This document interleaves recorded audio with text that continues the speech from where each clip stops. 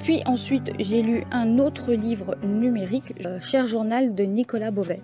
Il fait environ 162 pages, c'est un drame et les thèmes principaux vont être l'abandon, le viol, la drogue.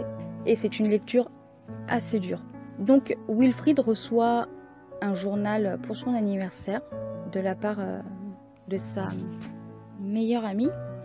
Et il va commencer en fait à écrire ce qu'il pense dedans, ce qu'il est, ce qu'il ressent.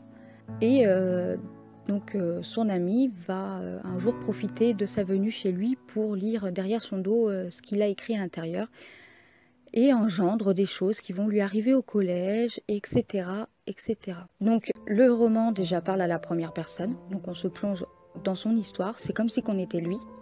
Il raconte les menaces et la violence qu'il subit par rapport aux jeunes de son âge, le mutisme de ses parents, les reproches, les insultes. Tout le long du roman, en fait, je me suis demandé, mais ils sont où les adultes? Elle est où la loi? Ils sont où les services sociaux? Mais c'est quoi cette histoire? Je me suis dit, c'est pas possible.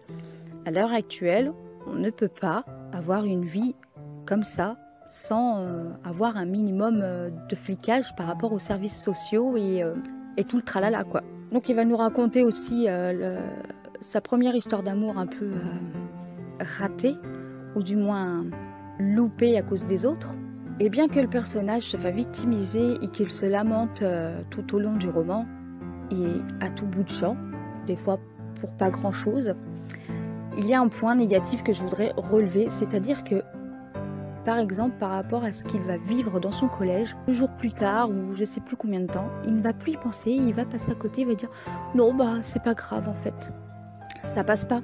Si, c'est grave, ce qui t'est arrivé dans ton collège, c'est grave, donc on ne peut pas passer à côté. » Je ne comprends pas que dans ce roman, pas un seul adulte réagisse et continue à l'enfoncer, à l'insulter, enfin ce genre de choses. Je trouve que l'histoire est assez révoltante pour ça en fait. Mais je peux dire que Nicolas Beauvais a quand même réussi à me transporter dans son histoire durant une de mes insomnies. Donc je l'ai lu quasiment d'une traite et j'ai quand même été touchée. Bien que j'ai été révoltée, j'ai quand même été touchée. Mais je continuerai à dire que je ne comprends pas qu'on laisse ce garçon dans la détresse. Et qu'on faisait comme si qu'il était invisible, comme si que c'était juste rien et qu'on le laissait là et qu'on en faisait ce qu'on voulait en fait. Je trouve que l'histoire est tirée par les cheveux, mais qui est quand même assez bien. Je vous dis, elle m'a transportée. Il y a un seul bémol aussi, c'est que quand l'oncle arrive dans l'histoire, on ne sait pas pourquoi il est là, on ne sait pas ce qu'il fait, mais il est là. Et le héros de l'histoire, lui, il reste enfermé. On ne sait pas pourquoi. Et c'est pas expliqué. Il me semble pas que ce soit expliqué. Après, comme on suit son histoire à lui, et qu'on le suit à travers son journal, je ne pense pas que ce soit une incohérence, de l'auteur du moins. Je pense que c'est fait exprès, c'est pour qu'on puisse se poser des questions et qu'on puisse se mettre réellement dans la peau du personnage.